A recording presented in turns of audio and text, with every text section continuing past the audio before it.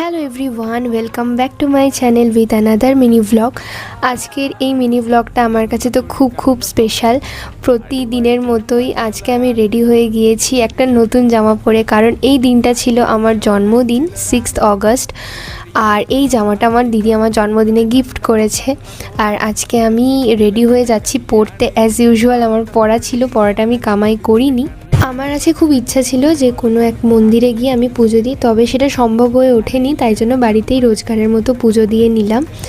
আর এখানে নতুন জামা পরেছি তাই একটু সেজেও নিলাম। তো আজকে না মা বকেনি আমি দুধ চা খাচ্ছি বলে, কারণ আজকে স্পেশাল ডে, মা বকতে পারবে না এটা ভেবেই আমি দুধ চা বানিয়ে খেয়েছি। আর এখানে তো তারপরে ব্যাগ গুছিয়ে চলে গেলাম পড়তে।